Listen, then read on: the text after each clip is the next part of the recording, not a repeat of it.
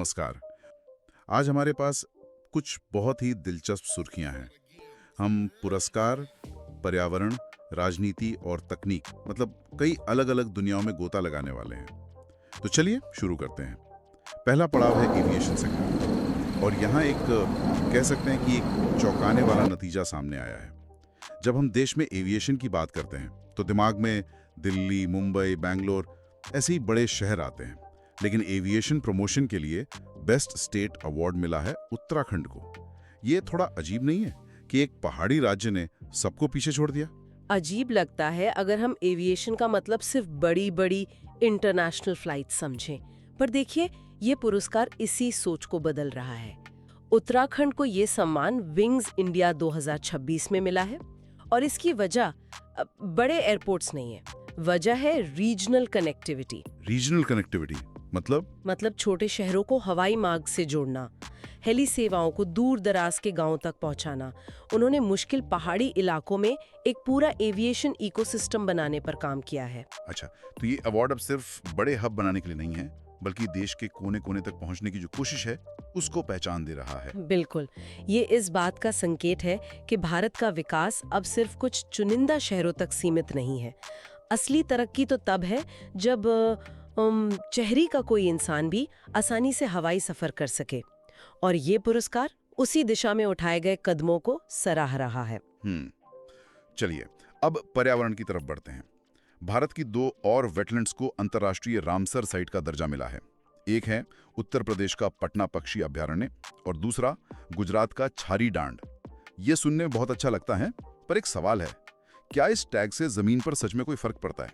ये बहुत जरूरी सवाल है और इसका जवाब है हाँ, बहुत बड़ा फर्क पड़ता है।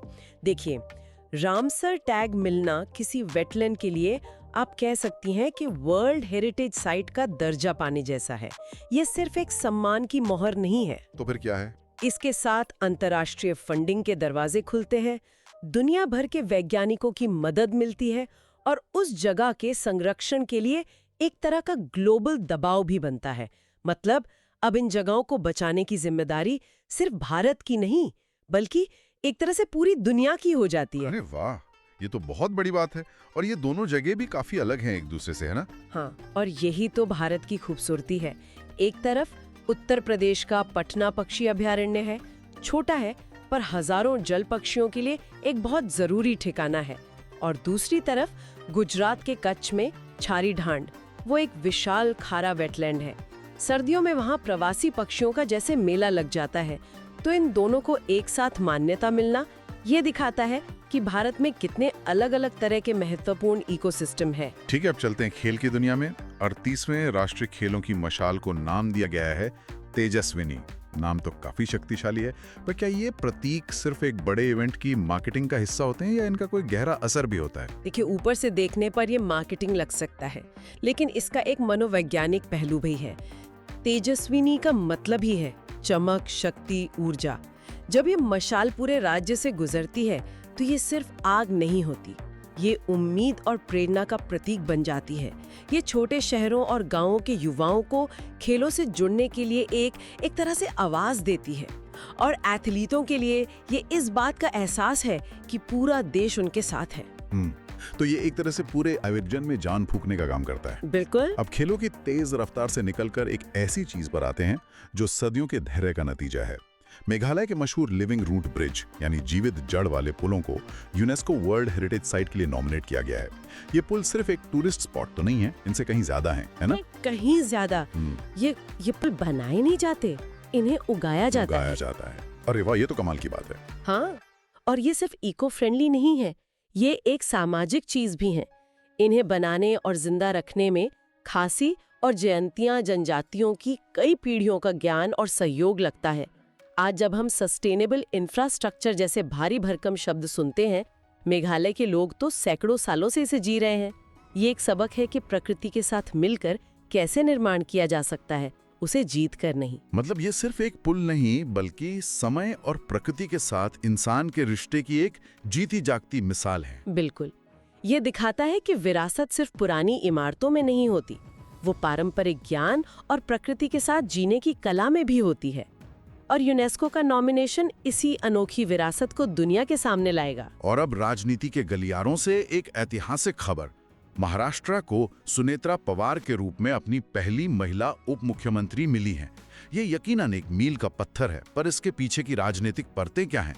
क्या ये सिर्फ एक ऐतिहासिक पल है या इसके और भी गहरे मतलब हैं? देखिए, ये दोनों हैं। ऐतिहासिक तो है ही, क्योंकि ये राज्य की राजनीति में महिलाओं की बढ़ती भूमिका का एक बहुत बड़ा संकेत है। लेकिन इसके राजनीतिक मायने भी गहरे हैं। जैसा कि रिपोर्ट्स बता रही हैं, ये नियुक्ति अजित पवार के निधन के बाद खाली हुई जगह पर हुई है और सुनेत्रा पवार का उप मुख्यमंत्री बनना, वो भी एकनाथ शिंदे के साथ, महाराष्ट्र में सत्ता के साझा मॉडल को और मजबूत करता है। मुख्यमंत्री देवेंद्र फडणवीस की मौजूदगी में शपथ लेना दिखाता है कि गठबंधन की राजनीति में संतुलन कितना जरूरी है। तो कुल मिलाकर इस एक नियुक्ति से महाराष्ट्र की सियासत में काफी कुछ बदला है। हाँ, ये सिर्फ एक पद का भरा जाना नहीं है। ये राज्य की राजनीति में शक्ति संतुलन, पारिवारिक विरासत और जेंडर पॉलिटिक्स का एक बहुत दिलचस्प मोड़ है। चलिए अब भविष्य की ओर देखते हैं। भारत की पहली AI पावर्ड यूनिवर्सिटी मेरठ में लॉन्च हुई है। ये सुनने में किसी साइंस फिक्शन फिल्म जैसा लगता है, पर एक स्टूडेंट के लिए इसका असल में मतलब क्या होगा? क्या आप क्लास में टीचर की जगह रोबोट होंगे? नहीं, टीचर की जगह रोबोट नहीं होंगे, कम से कम अभी तो नहीं। ये चौधरी चरण सिंह यूनिवर्सिटी में एक पायलट प्रोजेक्ट है और इसका मकसद है शिक्षा को टेक्नोलॉजी से बेहतर बनाना। अच्छा। जरा सोचिए, एक AI ट्यूटर जो 24 घंटे आपकी मदद के लिए मौजूद है। अगर आपको कोई कॉन्सेप्ट समझ नहीं आ रहा, तो वो आपको आपकी सीखने की स्पीड के हिसाब से 10 अलग-अलग तरीकों से समझाएगा। अच्छा। और स्मार्ट कैंपस, उसका क्या मतलब है? स्मार्ट कैंपस का मतलब है एडमिशन से लेकर लाइब्रेरी और हॉस्टल तक सब कुछ एक ऐप पर। आपकी अटेंडेंस, आपके ग्रेड्स, आपके लिए पर्सनलाइज्ड कोर्स के सुझाव, सब कुछ AI मैनेज करेगा। गूगल क्लाउड के साथ जो पार्टनरशिप है, वो ये पक्का करेगी कि टेक्नोलॉजी वर्ल्ड क्लास हो। ये भारतीय शिक्षा में एक बहुत बड़ी क्रांति की शुरुआत हो सकती है। तकनीक की बात हुई तो अब बात उस दिलेरी की जो तकनीक को चलाती है। रुद्र एक सशस्त्र हेलीकॉप्टर है, मतलब एक अटैकिंग मशीन, और इसे उड़ाने के लिए क्वालिफाई होने वाली भारतीय सेना की पहली महिला अधिकारी बनी है हंजा शर्मा। ये सिर्फ एक रिकॉर्ड नहीं है ना? नहीं, ये एक बहुत बड़ी दीवार को तोड़ने जैसा है। कॉम्बैट एविएशन, मतलब लड़ाकू विमान या हेलीकॉप्टर उड़ाना, हमेशा से पुरुषों का क्षेत्र माना जाता रहा है। हंजा शर्मा की ये उपलब्धि साबित करती है कि जब काबिलियत की बात आती है तो जेंडर कोई मायने नहीं रखता। रुद्र जैसे हेलीकॉप्टर को उड़ाने के लिए जो मानसिक और शारीरिक मजबूती चाहिए, वो असाधारण है। तो इस एक उपलब्धि का सेना में महिलाओं की भूमिका पर क्या असर पड़ेगा? असर बहुत गहरा होगा। ये भविष्य में और भी कई युवा लड़कियों को सेना के कॉम्बैट रोल्स में आने के लिए प्रेरित करेगा और ये सेना के अंदर भी इस सोच को मजबूत करेगा कि महिलाओं को सिर्फ सपोर्ट रोल्स में नहीं, बल्कि फ्रंट लाइन ऑपरेशंस में भी बराबर की जिम्मेदारी दी जा सकती है। ये सिर्फ एक महिला की उड़ान नहीं, ये एक पूरी पीढ़ी की सोच की उड़ान है। अब आते हैं अंतर्राष्ट्रीय मामलों पर। जब ईरान में हालात बिगड़े तो वहां फंसे भारतीय नागरिकों को निकालने के लिए भारत सरकार ने ऑपरेशन सिंधु चलाया। हम अक्सर ऐसे ऑपरेशनों के नाम सुनते हैं, लेकिन पर्दे के पीछे ये कितने मुश्किल होते हैं? इनकी जटिलता बहुत ज्यादा होती है। ये किसी कमर्शियल फ्लाइट की तरह नहीं है कि टिकट बुक किया और लोग आ गए। आपको एक ऐसे देश में काम करना होता है जहां संघर्ष चल रहा है, जहां जमीनी हालात हर घंटे बदल सकते हैं। इसके लिए जबरदस्त कूटनीतिक तैयारी करनी पड़ती है। आपको उस देश की सरकार, पड़ोसी देशों और कभी-कभी तो जो गुट लड़ रहे हैं, उनसे भी कोऑर्डिनेट करना पड़ता है। मतलब ये सिर्फ विमान भेजने का काम नहीं है, ये एक बहुत बड़ा लॉजिस्टिकल और डिप्लोमेटिक मिशन है। बिल्कुल। विदेश मंत्रालय की प्रेस विज्ञप्ति में भी ये कहा गया है कि इसमें कई देशों की सहायता भी शामिल थी। ऑपरेशन सिंधु जैसे सफल अभियान भारत की बढ़ती वैश्विक पहुंच और किसी भी संकट में अपने नागरिकों की सुरक्षा करने की क्षमता का सबूत है। अब जरा कला और संस्कृति की दुनिया में चलते हैं। नई दिल्ली में 12वां स्माइल इंटरनेशनल फिल्म फेस्टिवल हुआ। बच्चों के लिए फिल्म फेस्टिवल तो होते रहते हैं, ये इतना खास क्यों है? इसका पूरा नाम है smile international film festival for children and youth, मतलब SIFFCY। और इसकी खासियत ये है कि ये बच्चों को सिर्फ कार्टून या मनोरंजन वाली फिल्में नहीं दिखाता। ये दुनिया भर से ऐसी फिल्में लाता है जो बच्चों और युवाओं को गंभीर सामाजिक मुद्दों पर सोचने के लिए प्रेरित करती हैं।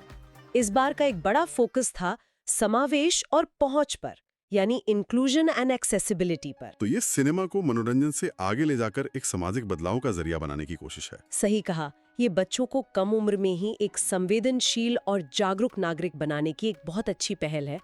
कला की बात हो रही है तो फरीदाबाद में 39वां सूरजकुंड अंतर्राष्ट्रीय शिल्प मेला भी शुरू हो गया है। ये मेला तो सालों से लग रहा है। क्या आज के डिजिटल जमाने में भी ये उतना ही प्रासंगिक है? मुझे लगता है ये पहले से कहीं ज्यादा प्रासंगिक हो गया है। एक तरफ जहां सब कुछ मशीन से बन रहा है, सूरजकुंड मेला उन कारीगरों को एक मंच देता है जिनकी कला पीढ़ियों से चली आ रही है। ये सिर्फ एक मेला नहीं है, ये भारत की जीती जागती सांस्कृतिक विरासत का प्रदर्शन है और ये समय के साथ बदला भी है। इस बार मेला साथी ऐप का लॉन्च होना दिखाता है कि ये परंपरा और तकनीक को एक साथ लेकर चल रहा है। और आप स्वास्थ्य और व्यापार से जुड़ी एक खबर, निपाह वायरस की आशंका के बीच किर्गिस्तान ने भारत से जानवरों और पशु उत्पादों के आयात पर प्रतिबंध लगा दिया है। क्या ये एक जरूरत से ज्यादा बड़ी प्रतिक्रिया है या ये दिखाता है कि महामारियों के बाद दुनिया कितनी सतर्क हो गई है? ये आज की दुनिया की नई हकीकत है। कोविड-19 के बाद कोई भी देश जरा सा भी खतरा मोल नहीं लेना चाहता। ये एक एहतियाती स्वास्थ्य उपाय है। जब किसी बीमारी का खतरा होता है तो देश फौरन अपनी सीमाओं पर स्क्रीनिंग कड़ी कर देते हैं। ये फैसला दिखाता है कि आज के दौर में पब्लिक हेल्थ और अंतर्राष्ट्रीय व्यापार कितने गहरे जुड़े हुए हैं। एक जगह की स्वास्थ्य चिंता दूसरी जगह की अर्थव्यवस्था पर सीधा असर डालती है। और अंत में अर्थव्यवस्था का हाल। आर्थिक सर्वेक्षण 2025-26 के मुताबिक अगले वित्त वर्ष के लिए भारत की वास्तविक जीडीपी वृद्धि दर 7.4% रहने का अनुमान है। ये आंकड़ा सुनने में तो बहुत अच्छा है, पर एक आम इंसान के लिए इसका क्या मतलब है? आसान शब्दों में कहें तो 7.4% की वृद्धि का मतलब है कि देश की अर्थव्यवस्था तेजी से बढ़ रही है। और जब अर्थव्यवस्था बढ़ती है तो उम्मीद की जाती है कि नई नौकरियां पैदा होंगी, लोगों की आय बढ़ेगी और सरकार के पास शिक्षा, स्वास्थ्य और सड़कों पर खर्च करने के लिए ज्यादा पैसा होगा। लेकिन ये तो सिर्फ एक अनुमान है ना? हाँ बिल्कुल, ये पहले अग्रिम अनुमानों पर आधारित है और कई चीजों पर निर्भर करता है, जैसे मौसम कैसा रहेगा, वैश्विक बाजार की स्थिति क्या होगी। लेकिन हाँ, 7% से ऊपर का कोई भी अनुमान एक मजबूत और बढ़ती हुई अर्थव्यवस्था का संकेत माना जाता है। तो ये थी आज की कुछ बड़ी खबरें जिनकी हमने तह तक जाने की कोशिश की। हमने पुरस्कारों से लेकर पर्यावरण तक और राजनीति से लेकर तकनीक तक का सफर तय किया। तो दोस्तों, ये थे 1 से 4 जनवरी 2026 के सबसे जरूरी करंट अफेयर्स, वो भी बिल्कुल आसान और पूरी तरह एग्जाम फोकस तरीके से। आज का क्वेश्चन है, भारत की पहली वंदे भारत स्लीपर ट्रेन किस रूट पर चलाई जा रही है? On which route is India's first Vande Bharat sleeper train being operated? इस क्वेश्चन का राइट आंसर क्या होगा? कमेंट जरूर करें। अगर वीडियो अच्छा लगा हो तो लाइक करें, अपने दोस्तों के साथ शेयर करें और चैनल को सब्सक्राइब जरूर करें। इस सेशन का PDF डाउनलोड करने के लिए हमारे टेलीग्राम चैनल से अवश्य जुड़े, QR कोड स्कैन करके, या फिर लिंक डिस्क्रिप्शन और पिन कमेंट में है। मिलते हैं नेक्स्ट सेशन में। Till then, keep learning, keep growing.